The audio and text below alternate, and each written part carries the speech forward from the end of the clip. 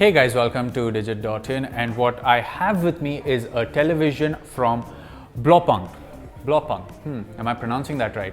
Well, anyway, the company that's known for sound is actually coming in and delivering a TV. What I have with me is a 49-inch 4K smart TV, and of course the biggest USP of this TV is the sound bar that comes integrated with it.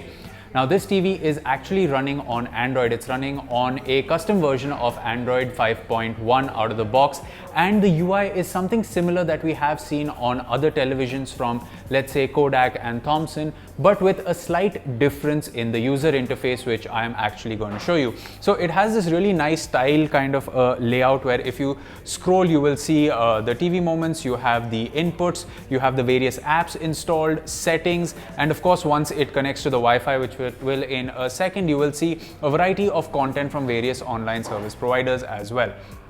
You also get information about television shows. So if you have a DTH set-top box connected, you will get that as well. Something which is a little similar to what we've seen on Xiaomi's patch wall. So the UI is a nice touch. The 49-inch panel is a 4K panel. We are yet to confirm whether it's an IPS or a VA panel, and of course the bit rate. But considering the price point of this TV, what Blaupunkt is actually showing off is the sound capabilities. And we did watch a little bit of Amazon Prime and Netflix from the built-in apps. We'd like to tell you that the built-in apps are the mobile versions of these services, so you won't get the best picture quality out of these apps. We recommend using an external 4K box like an Apple TV or a 4K console, or if you can get your hands on a 4K streaming stick to make the most of it.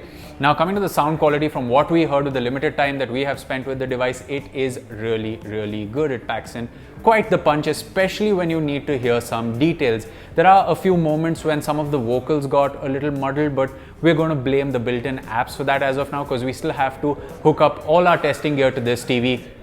This is more of a first look and a first impressions of it. Now, speaking of the remote control, we got two of them in the box. One of them is a traditional remote control. It has a nice curved back with a slight tapering design, which is nice, and it has all the traditional buttons on it, making it a fully functional remote control if that's the one you're looking for. However, the other remote is a more minimalistic remote, and it has kind of a Mi TV cum Apple TV kind of a remote control layout to it. It also has voice functionality, which is kind of interesting. So if I click on the voice button and say, show me Salman Khan movies, I get a lot of content related to that. I could also say switch to Star Plus HD, and it would switch to that if I had a set-top box connected. However, when I say things like open the Netflix app, it actually opens Netflix recommendations, and if I say play Stranger Things, it's not going to open the Netflix app and start playing the show, which is kind of a letdown, especially considering the things the TV can do. Of course, like I said, one of the biggest limitations is the fact that it is running on mobile versions of the respective streaming services that we have, which is a little bit of a bummer. So if you open Netflix, for example, you will notice that the UI is the same that you see on a mobile device and not on a smart TV. Again, just to give you a brief look at what this TV can do, it has a 4K panel. The picture quality is something we are yet to test in detail with some of our 4K streaming gear. The sound output is impressive on first impressions, and the build of the TV is what you'd expect. It isn't the slimmest out there, and it doesn't need to be. The sound bar is a separate unit, though it is integrated into the form factor of the TV. It's not integrated inside the TV, which is a really nice touch. You have 3 HDMI ports and 2 USB ports, but one of the USB ports gets utilized with a USB dongle for the slimmer remote, so that you can actually use some of the mouse functionality.